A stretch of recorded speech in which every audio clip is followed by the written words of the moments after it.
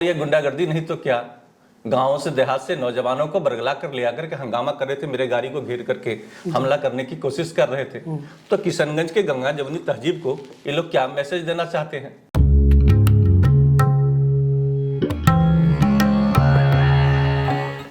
आदाब, मेरा नाम है तंजील आसिफ। मैं मीडिया के ख़ास प्रोग्राम चाय बिस्कुट में आपका स्वागत है। आज ये दूसरा एपिसोड है और हमारे साथ मेहमान हैं किशनगंज नगर परिषद के मुख्य पार्षद इंद्रदेव पासवान जी।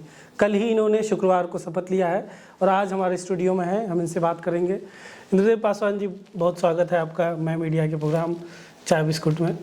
सबसे पहले हम यही जानना चाहेंगे, कल आपने शपथ लिया, उसके बाद शपथ ग्रहण के दौरान ही उसके बाद ही आपने कुछ आरोप लगाया कि जो कार्यपालक पदाधिकारी हैं वो सही काम नहीं कर रहे हैं।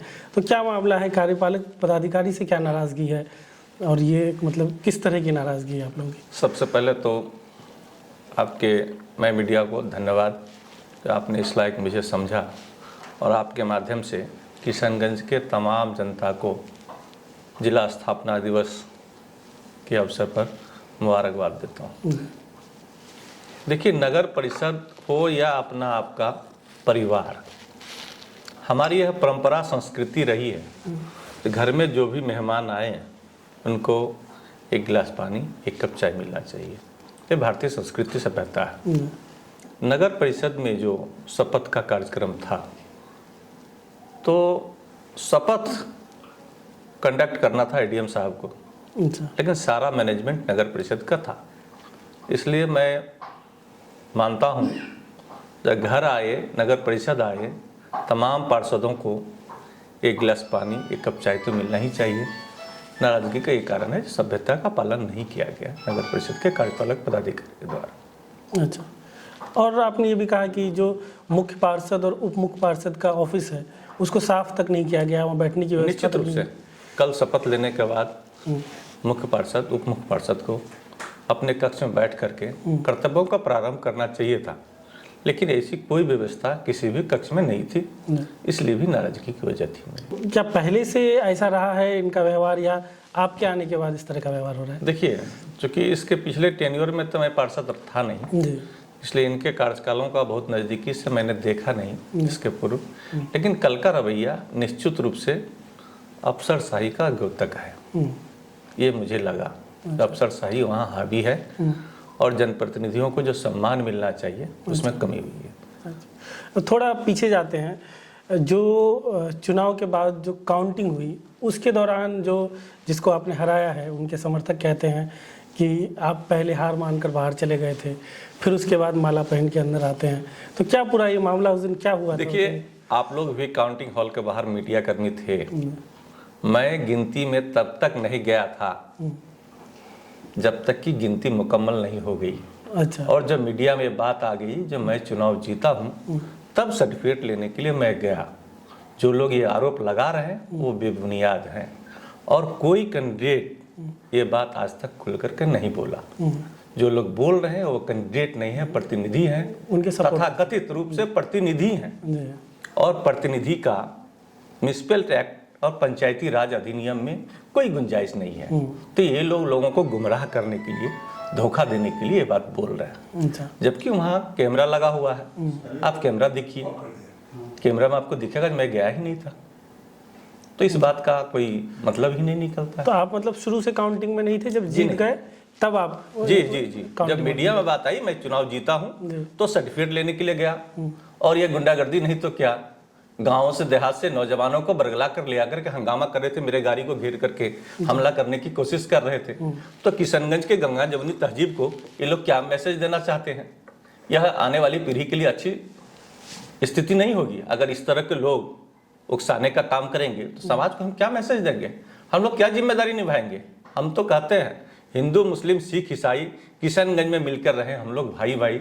इस पैमाने पर मैं शुरू से काम करता रहा हूँ। चूंकि मैं अम्बेडकरवादी हूँ और समाज के सभी धारा को एक साथ जोड़ करके, पिरो करके मैं समाज को लेकर जाने का काम शुरू से किया हूँ। पहले भी पार्षद रहा हूँ, गरीबों को मकान दिया हूँ। कोई माई का लाल नहीं है जो कहेगा इंद्रदेव पासवान किसी गरीब से मकान के नाम पर 1 रुपया वसूली किया हो।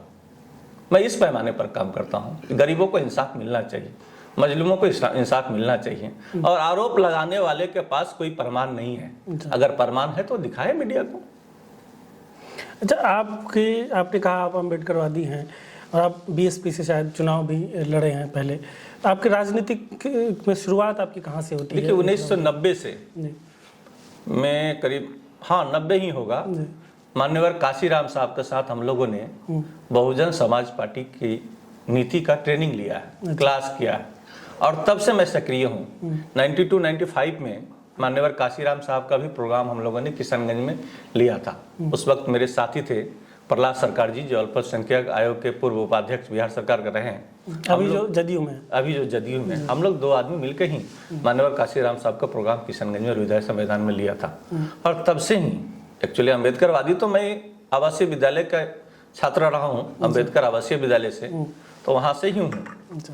और पैतृक रूप से भी मुझे यह विचारधारा मिली है, मेरे फादर से मुझे विचारधारा मिली। क्या करते थे आपके फादर? मेरे father schedule caste schedule tribe के लिए जागृति करने का काम समाज में करते थे। और उस जमाने में, आज से मैं समझता हूँ 40 साल 50 साल पहले, साइकिल से पूरे जिला का लोगों का सेवा करते थे।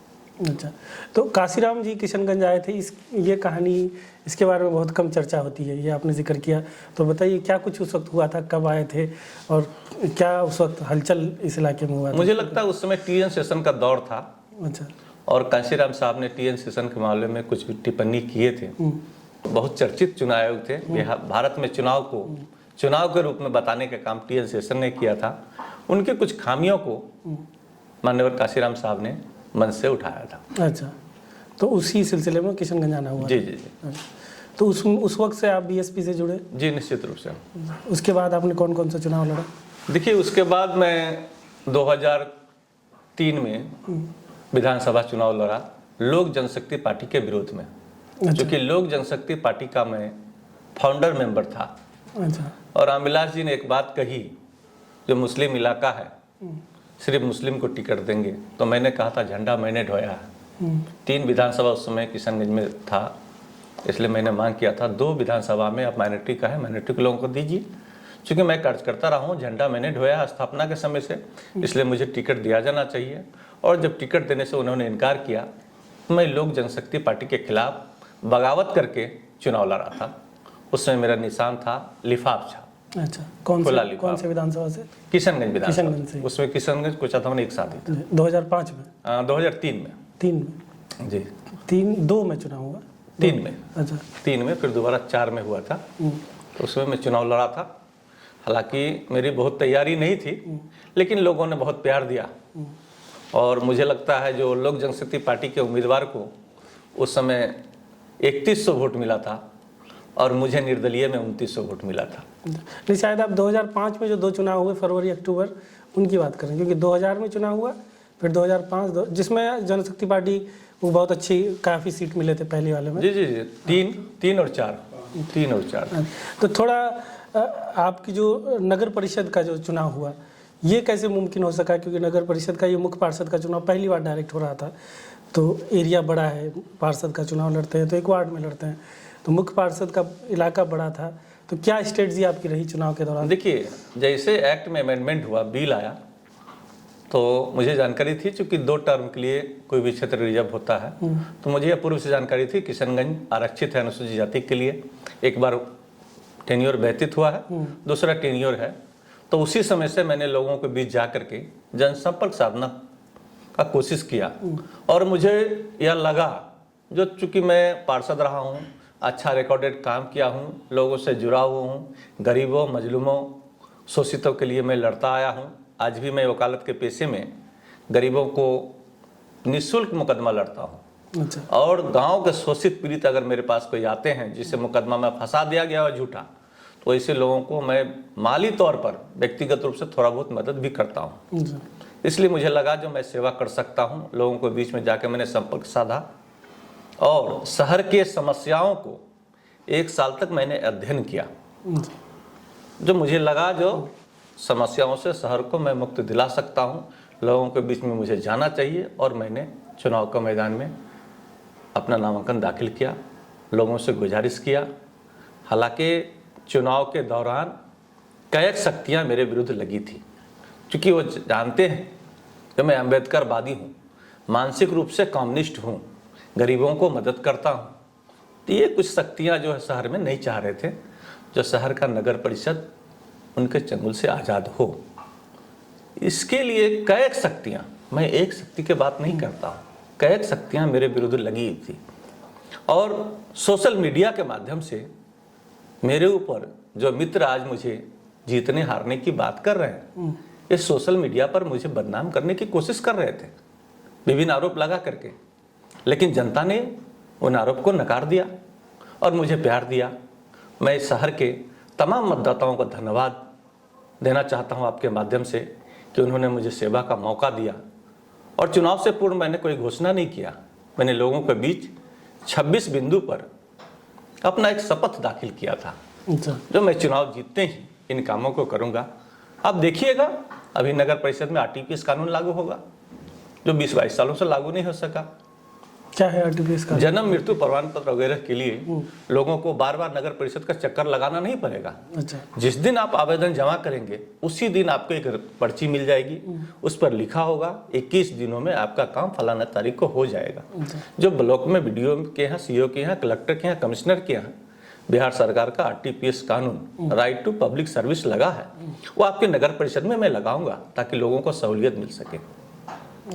आपने कहा कि 1 साल तक आपने समस्याओं का स्टडी किया, फिर 26 आपने समस्याओं का शपथ पत्र भी वो किया, तो क्या है ये मूल समस्याएं? देखिए, मूल समस्या शहर को ट्रैफिक जाम से मुक्ति दिलाना एक शहर के लिए चुनौती है। अच्छा। शहर में जो नालियां बनी है, इसका कोई मास्टर प्लान आज तक नगर का नहीं बना। एक ब्लूप्रिंट बनना चाहिए, कौन सी नाली कहाँ से प्रारंभ होगा और उसका पानी कहाँ जाएगा। थोड़ी दूरी में नाली बना दिया गया गांव के बीच में, इधर से पानी आके उसी नाली में, उधर से आके पानी इसी नाली में। ये पानी जाएगा कहाँ? नालियों में कीड़े बजबजा रहे हैं, कोई मास्टर प्लान नहीं है, इसलिए आपका पानी निकासी नहीं हो रहा है, वाटर लॉगिंग हो रहा है। थोड़ा सा वर्षा हो जाएगा, शहर का बहुत सारा सड़क देखिएगा वाटर लॉगिंग हो जा रहा है। रमजान का पेट में गाद भर गया है, थोड़ा सा वर्षा होने से रमजान का पानी रिवर्स करके टाउन में घुसने लगता है। रमजान को सौंदर्यीकरण कराना, अगर सरकार के द्वारा फंड मिलती है तो बेहतर करेंगे, नहीं तो नगर परिषद का जो छोटा सा संसाधन है उस पर भी हम रमजान की सफाई करने का प्रयास करेंगे। रमजान का जो मुंह बंद है डोक नदी से, उसको खुलवा करके इसको जीवित पुनर्जीवित करने का प्रयास करेंगे। शहर को क्लीन बनाना है, जन जन के सहयोग से शहर को क्लीन करेंगे और शहर को ग्रीन करेंगे। यहाँ की जलवायु, आप एयर पोल्यूशन जो देखेंगे शहर का किशनगंज की, अभी दिल्ली के पैमाने पर है, कोलकाता का पैमाने पर है, जबकि हमारे यहाँ कोई कारखाना फैक्ट्री नहीं है। तो भविष्य में हमारे जो उत्तराधिकारी आएंगे उनको स्वच्छ वायु मिल सके, इसलिए शहर को हम ग्रीन करना चाहते हैं। 60,000 मकान है, 87,000 करीबन वोटर है। मैं सभी लोगों से अपील किया हूँ और आपके माध्यम से भी करना चाहता हूँ कि हर एक व्यक्ति 60 घरों से साल में अगर एक एक पेड़ लगा दें तो 5 साल में हम 3 लाख पेड़ शहर में लगा करके शहर को ग्रीन करना चाहते हैं। इसके लिए भी लोगों से अपील करना चाहते हैं। रेन वाटर हार्वेस्ट सिस्टम, इसको मैं लाना चाहता हूँ। चूँकि ज़मीन का जल स्तर बहुत नीचे चला गया है और यही स्थिति रहा तो हमारे आने वाली नस्ल को पानी अभी लीटर में खरीदना पड़ रहा है, उसमें 100 ग्राम 50 ग्राम में खरीदना ना पड़े। इसलिए मैं वर्षा का पानी को संचय करने के लिए रेन वाटर हार्वेस्ट सिस्टम जो म्युनिसिपल एक्ट में भी है, इसको मैं बढ़ाना चाहता हूँ, लागू करना चाहता हूँ। लोगों से गुजारिश करना चाहता हूँ, छत के पानी को पाइप के जरिए बोरवेल बना करके आप धरती में वापस भेजिए, ताकि आने वाली नस्ल को पानी का अभाव ना झेलना पड़े। इस पैमाने पर काम करना चाहता हूँ। ये तो सुनने में बहुत अच्छा लगता है, लेकिन क्या किशनगंज नगर परिषद का इस तरह का बजट है? और क्या अगर आप नंबर बता सकें कि क्या मतलब पिछले साल और उससे पिछले साल किस तरह की कमाई थी, किस तरह का पैसा संसाधन क्या था? देखिए, अभी तो मैंने शपथ लिया है, अध्ययन कर रहा हूँ, नगर परिषद का जो डाटा है उसका अध्ययन करूँगा। लेकिन रेन वाटर हार्वेस्ट सिस्टम, ये इसमें नगर परिषद को कोई खर्च नहीं, तमाम चीज़ें जो आपने बताया, बिल्कुल नाला से लेकर ट्रैफिक जाम और सब चीज़, ये चीज़ करने में क्या इतना ट्रैफिक जाम मुक्ति दिलाने के लिए बहुत खर्च की आवश्यकता नहीं है, इच्छा शक्ति मजबूत करने की जरूरत है। आप डे मार्केट चौक पर चले जाइए, एक्सिस बैंक एटीएम के सामने 2 बिजली का खंभा करीबन 50 सालों से सड़क में सटा हुआ है और दूसरे साइड करीब 100 साल पुराना एक पीपल का पेड़ लटका पड़ा है जो कभी भी गिरकर दुर्घटना हो सकती है। एक मिसाल सिर्फ दे रहा हूँ। ये 2 बिजली का खंभा और एक पीपल का पेड़ हम लोग अगर वहाँ से हटा दें तो मैं समझता हूँ डी मार्केट का चौक का जो जाम लगता है वो जाम से उस रास्ते के लोगों को मुक्ति मिल जाएगी। ऐसे ही शहर में आपको कुछ काम करने के लिए बहुत ज़्यादा फंड की ज़रूरत नहीं है, सिर्फ इच्छा शक्ति की ज़रूरत है। मैं चुनाव जीतने के बाद और कल शपथ ग्रहण लेने के बाद भी आज भी सुबह 7 बजे मैं शहर का सफाई का मुआयना खुद कर रहा था।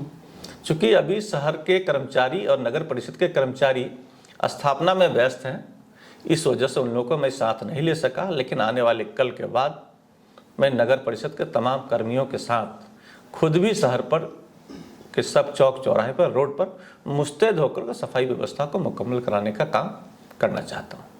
चुनाव के दौरान सफाई का जो मतलब किसको दिया गया है, क्या नगर परिषद के लोग डायरेक्टली आप लोग हायर कर रहे हैं या किसी एनजीओ को दिए हुए हैं, इसको लेकर भी चुनाव के दौरान काफ़ी हलचल रहा, विवादों में रहा। तो अभी क्या है, कितने वार्ड एनजीओ के पास हैं, कितना डायरेक्टली करवा रहे हैं, क्या इसको आप चेंज करेंगे या वैसे ही चलेगा? अभी तो उसको अध्ययन करने की ज़रूरत है जी। और अध्ययन करके 34 पार्षद उप मुख्य पार्षद के साथ हम लोग बैठक करेंगे, फिर इस पर आत्म मंथन करेंगे, जो स्वीकार निर्णय होगा उसको अमल में लाएंगे। होल्डिंग टैक्स का मामला चुनाव से पहले से लेकर बाद तक, देखिए किशनगंज नगर परिषद ग्रेड सी का है जी। और सभी नगर परिषद का अपना ग्रेड बना हुआ है बिहार सरकार के द्वारा, नगर आवास विभाग ने इसको तय कर रखा है और होल्डिंग ग्रेड के हिसाब से शहर के मुख्य सड़क अन्य सड़क का वहाँ से तय होता है। लेकिन परिस्थितियों को देखते हुए कुछ लोगों का आरोप है जो होल्डिंग ज़्यादा है, तो इसके लिए हम लोग रिव्यू करेंगे। मैं चुनाव से पूर्व भी लोगों से कहा था रिव्यू करेंगे, कमेटी गठन करेंगे, वह कमेटी अध्ययन करेगा बिहार के अन्य शहरों का होल्डिंग का, उसका मिलान किया जाएगा। कंपेरिजन होने के बाद फिर उसको हम लोग बोर्ड में रखेंगे, जो नियम संगत होगा उसको निश्चित रूप से रिव्यू करके हम लोग काम आगे बढ़ाएंगे। अब ये भी बात आ रही है कि नगर परिषद आने वाले दिनों में नगर निगम बनेगा और 6-7 पंचायत जोड़े जाएंगे, तो एरिया काफ़ी बड़ा हो जाएगा। तो उसको लेकर के आप फ्यूचर को लेकर भी आप सोच रहे हैं कि आने वाले दिनों में, क्योंकि आपका चुनाव का सीमा, वोटर बढ़ेंगे, जनसंख्या बढ़ेगी, उसमें ज़्यादा एरिया आएगा, नए नए इश्यूज़ जुड़ेंगे। जैसे आपका अगर बेलवा और ये सब पंचायत जुड़ेंगे तो वहाँ बिल्कुल ग्रामीण इलाके हैं, उनकी समस्याएं और अलग है, तो उसको लेकर भी आप आने वाले दिनों का भी ध्यान में रख के कुछ करेंगे? देखिए अभी तो जो नगर का कुछ चिन्हित आसपास का पंचायत है, जैसे बेलवा वगैरह का आपने बात किया, महिनगांव, धौला का, इनको अभी शहरी सुविधा मिलना है। डीएम ने इस स्तर पर राज्य सरकार को लिखा है। अच्छा। वो है क्या, वो पंचायत में ही अभी रहेंगे, पंचायत की सारी सुविधाएं मिलेगी, लेकिन जो शहरी सुविधाएं अतिरिक्त से उनको मुहैया कराया जाएगा। और वहाँ जो मकान होगा या दुकान होगा, उसका जो लाइसेंस का, अनुमति का रजिस्ट्रेशन होगा वो नगर परिषद से होगा। तो पहले तो उसको हम लोग थोड़ा सूरत बदलेंगे और जब सूरत बदल जाएगी तो जो प्रक्रिया होगा उस प्रक्रिया के तहत वो लोग भी शहर बन जाएंगे। अच्छा, पश्चिम पाली से आगे आते हैं और कई जगह पर ऑटो वालों से पैसा लिया जाता है, रोड पे खड़े होके कुछ लोग लेते हैं, तो वो क्या लीगल है और वो किस वजह से लिया जाता है, ये बहुत लोग जानना चाहते हैं। देखिए स्टैंड का जहाँ तक मामला है, किसी भी स्टैंड को व्यवस्थित करने के लिए कुछ कर लिए जाने का प्रावधान है और जो शिकायत आपने कहा इसको भी मैं देखूंगा जो क्या इसमें उचित है या क्या गलत है। अभी तो बोर्ड हम लोगों ने शुरू नहीं किया है, फिर इसका अध्ययन करेंगे और जो उचित समाधान होगा वो हम लोग विधि सम्मत करेंगे। अच्छा, आपकी अगर पर्सनल व्यक्तिगत बात करें तो आने वाले दिनों में क्या राजनीति में आप आगे आप अपने आप को कहाँ देख रहे हैं? क्या नगर परिषद में कामयाबी के बाद विधानसभा चुनाव, लोकसभा चुनाव, पहले भी क्योंकि आप लड़ चुके हैं। हम लोग स्वर्गीय तस्लीमुद्दीन साहब का शागिर्द हैं, हम लोग सेवा में विश्वास रखते हैं। अगर बेहतर सेवा करेंगे, जैसे कि मैंने वार्ड में पार्षद बनकर के किया, तो लोगों ने मुझे इस लायक समझा, इसलिए एक बार फिर लोगों का शुक्रगुजार। लोग जो जिम्मेदारी देंगे उस जिम्मेदारी को ईमानदारी और निष्ठा के साथ हम लोग निभाने का काम करेंगे। आगे का क्लियर नहीं बताएंगे, आगे आप ये तो जनता पर है। विधानसभा लड़ने का सोच रहे हैं, मतलब निश्चित रूप से ये जनता पर है। जनता जो चाहे, जनता मालिक है, जनता जनार्दन है। नहीं। और प्रजातंत्र में जनता ही मालिक है। अगर मैं बेहतर काम करूंगा, हमारे समर्थक, हमारे वोटर अगर चाहेंगे जो मुझे चुनाव लड़ना चाहिए तो गुरेज नहीं है। लेकिन अभी उतना बड़ा ख्वाब मैंने नहीं पाला है। पहला तो है नगर परिषद की जो जिम्मेदारी मिली है उसको ईमानदारी से 5 साल तक निभा सकूं। और नगर को मैंने कहा था जो आज़ादी से, गुलामी से आज़ाद करूंगा, तो आज़ाद करने का आगाज मैंने कल किया है। और आज से नगर परिषद में बैठूंगा, नगर परिषद को कैसे परिवर्तित कर सकूं, बेहतर सेवा दे सकूं, इसके लिए काम करना है। अच्छा, वापस जहाँ से हमने शुरू किया था उसी पर जाते हैं। अगर आपके कार्यपालक पदाधिकारी से ही इस तरीके से अगर अनबन होती रही तो फिर नगर में काम कैसे हो पाएगा? देखिए, हमारा कोई व्यक्तिगत दुश्मनी तो उनसे है ही नहीं। नहीं, कई लोग तो इस चीज़ को देख के ये भी कह सकते हैं कि जैसे केजरीवाल दिल्ली में करते हैं कि एलजी से हमेशा लड़ते रहते हैं, तो बिल्कुल उसी का छोटा रूप यहाँ क्या देखने को मिलेगा? नहीं, निश्चित रूप से देखिए, हम लोग कोशिश करेंगे जो सभी से तालमेल बिठा करके लोगों को बेहतर सेवा दे सकें। विवाद किसी चीज का समाधान नहीं है, समाधान की ओर हम लोग जाएंगे। उनको भी नियम कानून में काम करना है, अब मुझे भी नियम कानून में उनसे काम लेना है, तो निश्चित रूप से उनको भी तालमेल बिठाना पड़ेगा। मैं भी तालमेल बिठा करके जो नियम संगत होगा उसके मुताबिक उनसे काम लूंगा। इसको लेकर आपने इसे शिकायत करने की भी बात की थी डीएम वगैरह से, आपने किसी से मिलकर उनकी अभी तो स्थापना है, इसलिए स्थापना में सारे पदाधिकारी व्यस्त हैं और कल ही शपथ हुआ है। फिर हम लोग आगे देखते हैं इसमें किस तरह से गुंजाइश हो तो बेहतर काम कर सकें और सेवा दे सकें। आपने जो पहले जो आप वार्ड पार्षद रहे वो किस वार्ड से थे आप? मेरा मकान 31 नंबर वार्ड में है जो रेलवे लाइन से पूरब है, और मैं पार्षद 19 नंबर में बना था। 19 नंबर हलीम चौक का इलाका है, सेंट जेवियर्स स्कूल का इलाका है। वहाँ के लोग 2012 में मुझे जबरन चुनाव में ले गए और खुद के पैसों से लोगों ने एनआर कटाया, हमारा नॉमिनेशन कराया और मुझे पार्षद बना के जिताया, और उसका काम इलाके में बोलता है। इस बार सबसे ज़्यादा वोट आपको किस वार्ड से मिला? देखिए, वोट सभी जगह से मिला है, कहीं से कम और ज़्यादा, तो जमहूरियत है, लोगों का अपना निर्णय है। लोगों ने कहीं ज़्यादा प्यार दिया, कहीं कम दिया, लेकिन प्यार तो सभी ने दिया। फिर भी जैसे होता है ना कि आप जहाँ पहले जहाँ काम किए हैं वो लोग अगर खुश हैं तो आप बड़ा इलेक्शन लड़ रहे हैं तो एकजुट होकर ज़्यादा वोट देंगे। देखिए, इलेक्शन में क्या एक फैक्टर काम करता है। मैं कहा ना, जो कुछ लोग इस मिशन में लगे थे, कुछ नहीं, बहुत ज़्यादा लोग, 19 मित्र हमारे चुनाव लड़ रहे थे। इसमें से ज़्यादातर मित्र हमारे कुछ पूंजीपतियों के इशारे पर, कुछ किन्हीं और कारणों से मेरे खिलाफ साजिश करने में लगे थे। चुनाव लड़ना नहीं चाह रहे थे, चुनाव लड़ने का उनका बहाना था। उनका एक ही उद्देश्य था, इंद्रदेव पासवान को नगर परिषद चेयरमैन नहीं बनने देना है। अगर बनेगा तो सिस्टम को परिवर्तित करेगा, इसलिए वो अपने मिशन में लगे थे और मैं जनता को जगाने में लगा था। और जनता जगे और मुझे चुनाव जिताए, जिम्मेदारी दी, तो जिम्मेदारी की निभाना है।